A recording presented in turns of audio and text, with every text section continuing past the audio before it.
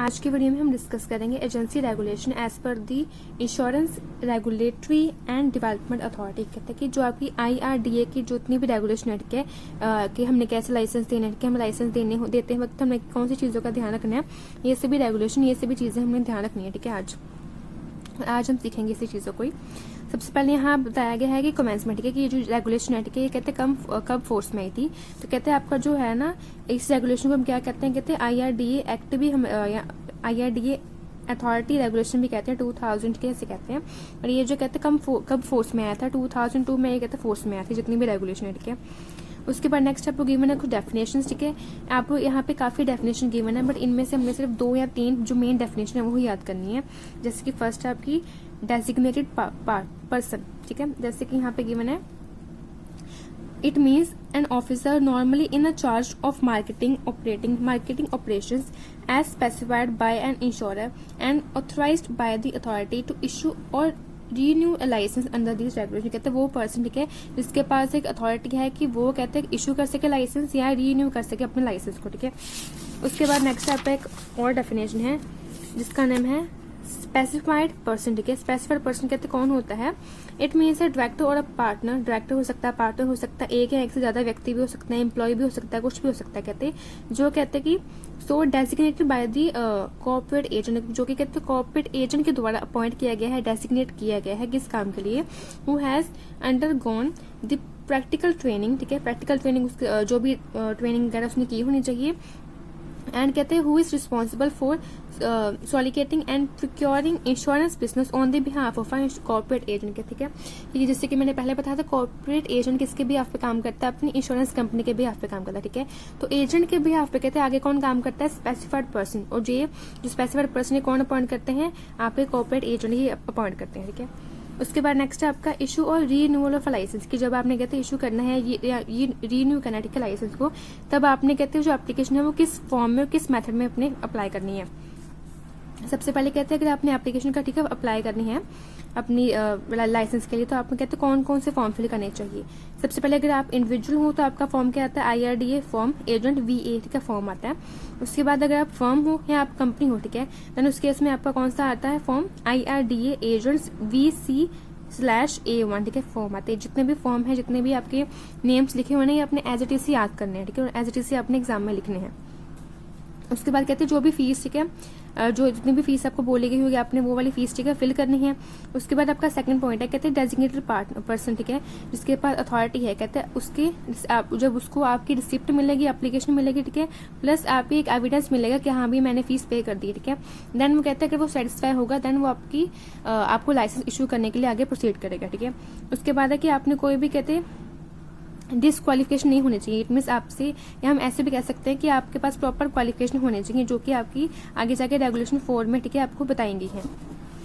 उसके बाद नेक्स्ट है आपने प्रैक्टिकल ट्रेनिंग की होनी चाहिए। ठीक है, आपने जितना भी एग्जाम है जो आप स्पेसिफाई है कि ये वाले एग्जाम में आपने पास होना क्लियर है या कंपल्सरी है, वो वाले एग्जाम आपने पास की होनी चाहिए। ठीक है, आपकी एप्लीकेशन कंप्लीट होनी चाहिए, आपकी जो भी आपके पास नॉलेज, ठीक है, वो बिजनेस की जो इंश्योरेंस बिजनेस है उसकी कंप्लीट नॉलेज होनी चाहिए। ठीक है, एंड आपके पास जो भी नेसेसरी कहते हैं सर्विसेज है उनकी नॉलेज, प्लस आपके पास एक अपना खुद का कहते हैं आइडेंटिटी कार्ड होना चाहिए। वो भी किस फॉर्म में होना चाहिए, फॉर्म IRDA एजेंट VZ में कहते फॉर्म होना चाहिए। ठीक है, उसके बाद कहते हैं कि अगर आप कॉर्पोरेट एजेंट हो, ठीक है, तो आपके लिए अलग से लाइसेंस फॉर्म लगेगा। उसका लाइसेंस फॉर्म है form IRDA corporate agent L1। ठीक है, अब कॉर्पोरेट एजेंट जैसे कि मैंने पहले बताया था कि कॉर्पोरेट एजेंट क्या होते हैं, corporate agent for 1 life insurance और 1 जनरल इंश्योरेंस। कहते हैं कि वो व्यक्ति होते हैं, कहते हैं जो दोनों के लिए काम करते हैं। ठीक है, लाइफ इंश्योरेंस के लिए भी काम करते हैं और अपने जनरल इंश्योरेंस के लिए भी काम करते हैं। ठीक है, या दोनों में से एक के लिए भी काम कर सकते हैं।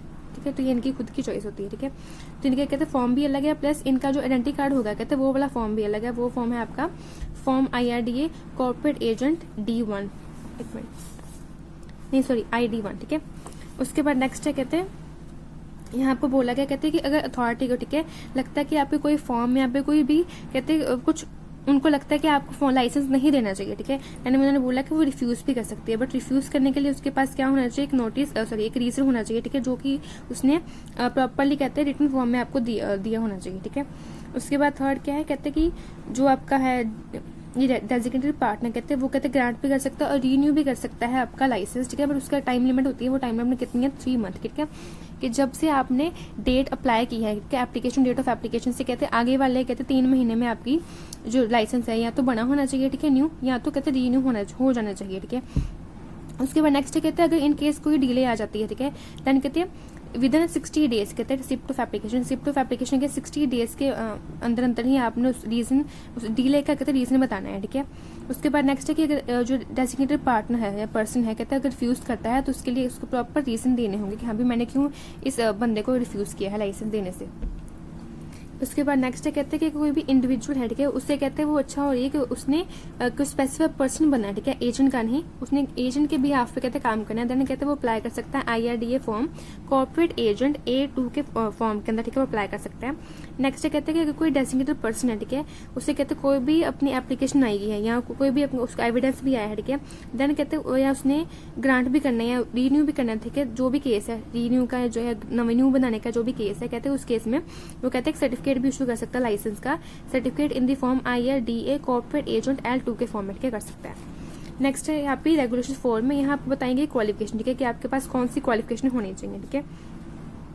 उसके बाद फर्स्ट आपकी क्वालिफिकेशन है कि जो मेन ऑब्जेक्टिव है, ठीक है, मेन ऑब्जेक्टिव क्या है कि सोलिकेट करना है और प्रोक्योर करना। सोलिकेट करना क्या होता है कि पूछना कि आपकी कौन सी आपको पॉलिसी चाहिए, ठीक है, आपकी क्या प्रेफरेंस है, ये सब चीजें की उनकी जांच पड़ताल करनी, ठीक है।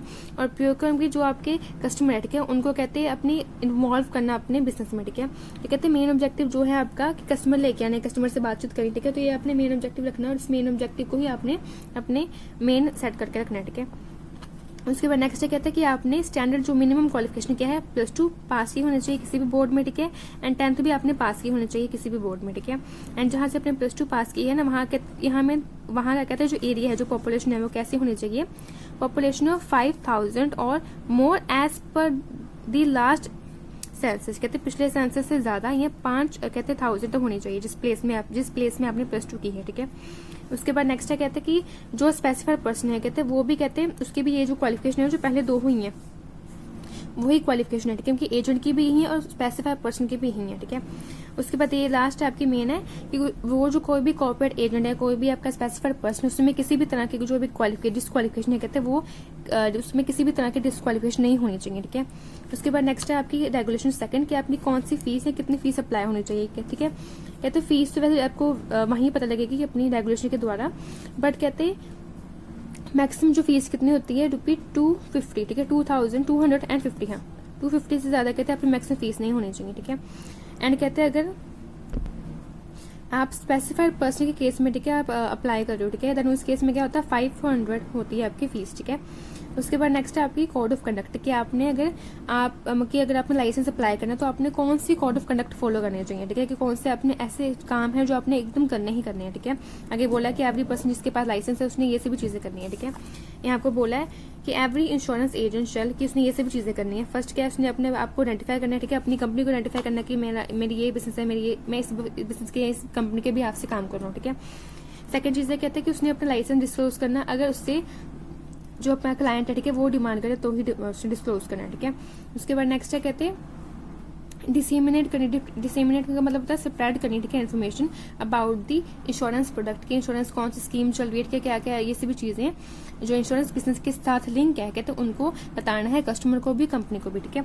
उसके बाद नेक्स्ट है कि उसने कहते हैं अपनी कमीशन डिस्क्लोज करनी है अगर उसका जो बायर है अगर उसका क्लाइंट है उसने पूछा है तो, ठीक है। उसने अपनी जो प्रीमियम है, ठीक है, जो भी प्रीमियम है जो चार्ज होता है अपने इंश्योरेंस के द्वारा जो कि बैंक के द्वारा चार्ज होता है, ठीक है, अलग अलग पॉलिसी के द्वारा कहते हैं वो आपने आइडेंटिफाइड करना कि वो आपने बताना कि सर अगर आप ये वाली पॉलिसी लेते हो, ठीक है, तो आपने ये वाली पॉलिसी का इतना प्रीमियम आपको पे करना होगा, ठीक है। इट मीन्स आपने कंप्लीट इन्फॉर्मेशन देनी है अपने बायर को, ठीक है।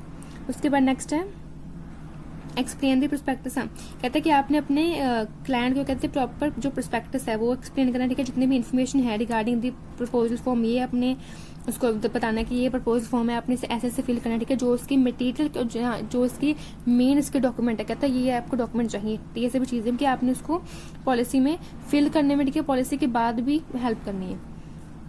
उसके बाद नेक्स्ट है नेक्स्ट है कि कहते हैं आपने कहते हैं इनकंसिस्टेंसी नहीं रखनी की, मतलब कि ये नहीं कि अगर आप बीइंग अ एजेंट कहते हैं आप इंश्योरेंस कंपनी के लिए कस्टमर लेके आते हो, ठीक है, तो ये ऐसा नहीं होना चाहिए कि आपके जो कस्टमर है वो कहते हैं उसने एक बार तो प्रीमियम पे कर दिया, ठीक है, उसके बाद उसने कोई प्रीमियम पे ही नहीं किया, तो कहते हैं कंसिस्टेंसी यहाँ पे कस्टमर जो आप जो कस्टमर लेके आ रहे हो कहते हैं उनके बीच में कंसिस्टेंसी होनी चाहिए, ठीक है, आप नहीं तो आप रिस्पॉन्सिबल होंगे उस चीज़ के लिए, ठीक है।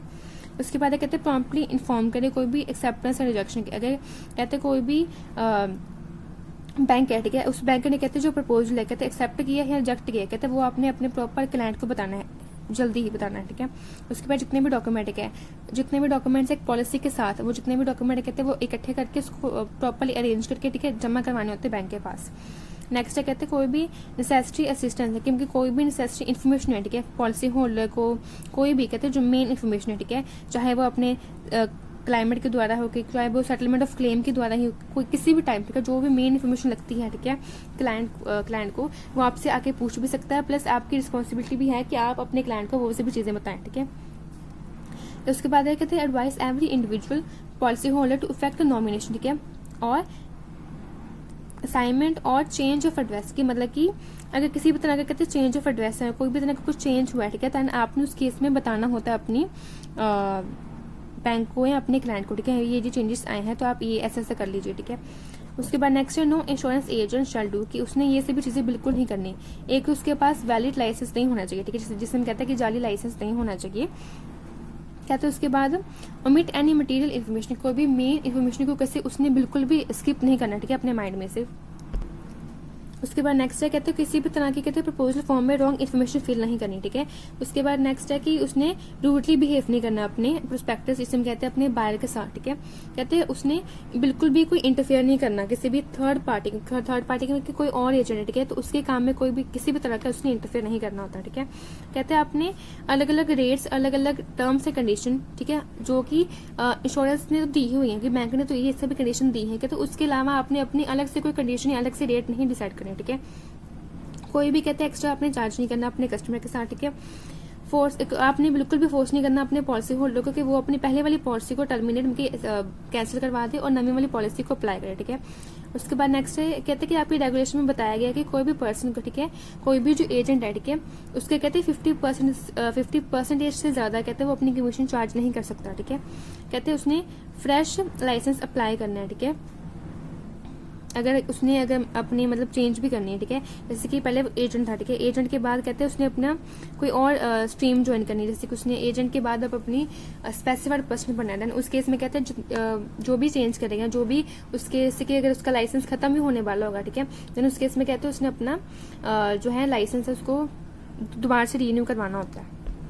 जैसे कि यहाँ लिखा हुआ है कि apply for fresh licence to act as an agent if his licence early cancel बैठ के, अगर उसका लाइसेंस कहते हैं पहले कैंसिल हो गया किसी भी पर्सन के द्वारा, देन उस केस में कहते हैं उसने अपना लाइसेंस फिर से दोबारा से फ्रेश अप्लाई करना है, ठीक है। उसके बाद नेक्स्ट है कहते हैं वो जो है ना एजेंट, वो किसी भी कंपनी किसी भी बैंक का कहते हैं डायरेक्टर या कोई भी मेंबर नहीं होना चाहिए, ठीक है। उसके बाद नेक्स्ट है अगेन कोड ऑफ कंडक्ट ही है, और ये वाले कोड ऑफ कंडक्ट जो पहले वाले हमने कोड ऑफ कंडक्ट किए ना, दोनों के दोनों ही सेम है, ठीक है, जैसे कि आप देख भी सकते हो कि वो रिस्पॉन्सिबल है, ठीक है। ये 2-3 पॉइंट है, ये चेंज है थोड़े से, ये बता देती हूँ आपको। सबसे पहले कहते हैं वो अपने एक्ट के लिए रिस्पॉन्सिबल होना चाहिए, अगर उसने कोई चीज़ भूल गया, ठीक है, उसने कोई चीज़ मिस प्रिंट कर ली, मिस रिप्रेजेंट करती, ठीक है, गलत बता दिया अपने उसको क्लाइंट को, देन उस केस के लिए वो रिस्पॉन्सिबल होगा, ठीक है। उसके बाद कहते हैं प्रॉपर ट्रेनिंग होनी चाहिए, स्किल्ड होनी चाहिए, नॉलेज होनी चाहिए उसके पास, ठीक है। उसके बाद ये है कि उसने कोई भी तरह की मिस रिप्रेजेंटेशन नहीं करनी अपनी काम में, ठीक है। उसने किसी भी तरह का फोर्स नहीं करना अपने बायर को कि हाँ भाई ये वाली जो है पॉलिसी ले लो, ये वाली पॉलिसी ले लो, ठीक है। उसके बाद कहते हैं प्रॉपर कहते हैं प्री सेल और पोस्ट सेल की जो भी एडवाइस है, ठीक है, कि आप ये वाली पॉलिसी ले लीजिए, उसके बाद ये वाली पॉलिसी इन्वेस्ट कर लेनी, तो ये सही जो भी कहते हैं एडवाइस होती है, एडिक्वेट एडवाइस कहते हैं वो अपने देनी है, ठीक है। कहते हैं जितना हो सके उतनी पॉसिबल हेल्प करनी है, ठीक है, कंप्लीशन के द्वारा भी, ठीक है, अप्लाई करते वक्त भी, उसके बाद जब अपने अप्लाई करने के बाद जो पॉलिसी स्टार्ट होगी है तब भी आपने हेल्प करनी है, जब पॉलिसी का टाइम खत्म होगा तब भी आपने हेल्प करनी है, ठीक है। तो स्टार्टिंग से लेके एंड तक आपने हेल्प करनी है जितनी हो सके आपसे, ठीक है। उसके बाद नेक्स्ट है कि आपने कहते हैं ये नहीं बताना कि आपने किसी भी क्लाइंट को मिसट्रीट नहीं करना कि हाँ भाई जितना भी रिस्क है वो मेरा होगा, नहीं, रिस्क किसका होता है, रिस्क होता है कंपनी का, मतलब बैंक वालों का, ठीक है। तो आपने बैंक का रिस्क अपने नाम पे नहीं लेना, ठीक है। उसके बाद नेक्स्ट है कि आपने एक कहते हैं एंटर करना है इनटू सर्विस लेवल एग्रीमेंट में, कि एग्रीमेंट होता है बिटवीन दी बैंक और बिटवीन दी एजेंट, ठीक है। तो कहते हैं आपने वो वाले एग्रीमेंट में जाना है, उस एग्रीमेंट में जो भी ड्यूटीज और जो भी रिस्पॉन्सिबिलिटी गिवन होती है, ठीक है, अलग अलग टाइप्स की होती हैं, तो कहते हैं उसको आपने प्रॉपर्ली डिफाइंड होगी और उसी के साथ ही आपने आगे काम स्टार्ट करना है, ठीक है। ये जो लिखी हुई ना आपको, ये जो जितनी भी आगे कोड ऑफ कंडक्ट है, ये सेम की सेम है जो हमने पहले डिस्कस की हुई है, ठीक है। तो ये जस्ट रिपीट है, सेम एकदम सेम ही है, ठीक है। उसके बाद नेक्स्ट पे पॉइंट आता है कैंसिलेशन ऑफ अ लाइसेंस, ठीक है, कि हाँ भी अगर इन केस कहते हैं लाइसेंस कैंसिल हो जाता है, देन उस केस में क्या होता है, कहते हैं आपका जो भी इंश्योरेंस, जो भी आपका मेन पर्सन है, ठीक है, कहते हैं वो आपका लाइसेंस कैंसिल भी कर सकता है, ठीक है, और कहते हैं खारिज भी कर सकता है अगर उसको अपनी तरफ से लगे कि आप सूटेबल नहीं हो, ठीक है। उसके लिए कहते हैं कौन सी डिस्क्वालिफिकेशन होती है, ये हमने पहले भी डिस्कस किया था, ठीक है। तो हम जस्ट ब्रीफ में बताती हूँ आपको। वो पहले माइनर नहीं होना चाहिए, ठीक है, उसका माइंड जो है अनसाउंड माइंड नहीं होना चाहिए, उसके पास कोई भी क्रिमिनल मिस एप्रोप्रिएशन नहीं की होनी चाहिए, ठीक है, उसने 5 साल की जेल की नहीं होनी चाहिए, ठीक है, कोई भी डिसऑनेस्टी फ्रॉड कमिट ना किया हो उसने। उसके बाद डिस्क्वालिफिकेशन के बाद नेक्स्ट आपका पॉइंट आता है डुप्लीकेट लाइसेंस, ठीक है, कि जैसे पहले बताया था कि आप जो है अथॉरिटी है, कहते हैं वो आपको इशू कर सकती है डुप्लीकेट लाइसेंस, बट उसके लिए आपसे कुछ एडिशनल कॉस्ट लेती है। यहाँ तो वैसे 50 लिखी है, बट जैसे कि आपको पता है मे बी उसके प्राइस है वो चेंज हो, तो कुछ एडिशनल पेमेंट के द्वारा कहते हैं आपको वो डुप्लीकेट लाइसेंस भी इशू करके दे सकती है, ठीक है। उसके बाद नेक्स्ट है कि आपका नेक्स्ट है लाइसेंस रेगुलेशन 10th है, ठीक है। रेगुलेशन 10th और जितनी भी आपकी रेगुलेशन है ना आगे, ये हमने पहले भी डिस्कस की हुई है, ठीक है, जो मैंने पहले वीडियो बनाई थी वहाँ मैंने एक ब्रीफ में बताया हुआ है आपको। तो इस केस में इस रेगुलेशन में सिंपल यही है कि आपका लाइसेंस वैलिड कब होगा, 3 साल के लिए कब वैलिड होगा, उसकी लिमिट 3 साल की होती है।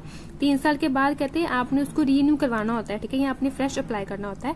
तो रीन्यू की एक डेट होती है, जैसे कि जब आपका लाइसेंस खत्म होने वाला है, ठीक है, तो उसके 30 दिन पहले 30 days prior to date of expiry, ठीक है, 30 दिन पहले आपने उसको रीन्यू की एप्लीकेशन फिल करनी है, ठीक है। उसके बाद अगेन एडिशनल फीस लगेगी, ठीक है, जब आप रीन्यू करवाते तब भी आपकी फीस लगती है। और अगर आपने रीन्यू की जो डेट है, ठीक है, आपने भी जैसे कि सपोज अगर आपका लाइसेंस खत्म हो गया, ठीक है, आपने लाइसेंस खत्म होने के बाद रीन्यू का फॉर्म फिल किया है, देन उस केस में भी आपकी एडिशनल इसमें कहते हैं फीस वो चार्ज होगी, ठीक है। और ये जो फीस है कहते हैं कितनी फीस है, पेमेंट ऑफ ₹750, ठीक है, ये आपकी एडिशनल फीस है, ठीक है। उसके बाद ये है कहते हैं कि अगर कोई भी सर्टिफिकेट, ठीक है, जो भी स्पेसिफाइड पर्सन का है, कहते हैं वो भी कहते हैं लिमिट, उसकी लिमिट कितनी है, 3 साल की लिमिट, ठीक है, और वो भी कहते हैं फीस देके, जो कि उसकी फीस कितनी है 100 फीस है, कहते हैं वो करवा के कहते हैं अपना आगे रिन्यू करवा सकता है अपनी फीस को, ठीक है। उसके बाद नेक्स्ट है कि अगर कोई स्पेसिफाइड पर्सन या कोई भी पर्सन, ठीक है, अपने काम से, ठीक है, उसे सरेंडर करना है, उसने चेंज करना है, ही कैन सरेंडर अपना, वो कहते हैं सरेंडर कर सकता है अपना certificate to the designated person को, ठीक है। किसी भी पर्सन से कह सकता है कि मुझे ये वाली लाइसेंस या ये वाला मुझे काम नहीं करना, ठीक है, तो मेरा जो वो लाइसेंस है, मेरी जो भी बिजनेस है उससे, या जो भी पॉलिसी के जो भी डॉक्यूमेंट है, कहते हैं उसे सरेंडर कर दीजिए, ठीक है। उसके बाद नेक्स्ट है कहते हैं जो आपका कहते हैं कॉर्पोरेट कहते हैं एजेंट है, ठीक है, उसने कहते हैं एटलीस्ट कंप्लीट की होने चाहिए 25 आवर्स उसने कंप्लीट किए होने चाहिए प्रैक्टिकल ट्रेनिंग, ठीक है, उसने की होनी चाहिए अगर वो अपना लाइसेंस है उसको रीन्यू करवाता, ठीक है। रीन्यू के लिए उसके पास 25 घंटे उसने प्रैक्टिस की ट्रेनिंग की होनी चाहिए। बट अगर कहते हैं वो जो पर्सन है वो क्या है कॉम्पोजिट एजेंट है, ठीक है, तो उस केस में उसकी टाइम लिमिट कितनी हो जाती है 50 आवर्स हो जाती है, 50 घंटे, ठीक है, उसकी आवर हो जाती है। उसके बाद ये भी सेम है कि आपने जो भी एजेंट है कहते हैं कि वो कहते हैं अप्लाई कर सकता है, ठीक है, अपनी इशू कर सकता है ठीक है, अपना लाइसेंस अपने काम करने से पहले, मतलब जब उसने एज ए एजेंट अपना काम करना है, ठीक है, तो अपने काम करने से पहले उसको कहते हैं इशू करना होगा लाइसेंस। एंड अगर वो लाइसेंस की लिमिट खत्म हो जाती है देन अगेन उस लाइसेंस की लिमिट खत्म होने से पहले उसको रीन्यू का फॉर्म फिल करना होगा, ठीक है। उसके बाद यानी कहते हैं कि अगर वो सरेंडर भी करना चाहता है, ठीक है, देन वो कहते हैं सरेंडर कर सकता है। एंड अगर उसने जैसे सपोज अगर वो पर्सन है, ठीक है, वो कोई पहले वो था कि एजेंट था, ठीक है, अब वो एजेंट के बाद उसने कोई स्पेसिफाइड पर्सन की जॉब में जाना है, ठीक है, देन वो पहले वाला लाइसेंस जो है वो उसको सीज करके उसको बंद करवा के न्यू फॉर्म के लिए कहते हैं फ्रेश अप्लाई कर सकता है, ठीक है। उसके बाद नेक्स्ट ये आपको इन ब्रीफ में बताया गया, जो मैंने पहले डिटेल में डिस्कस किया नहीं वही चीज़ आपको ब्रीफ में बताई हुई है, देखिए। तो ये ना आप देख लीजिएगा, बाकी कोई डाउट हो तो आप मुझे कमेंट में पूछ सकते हैं।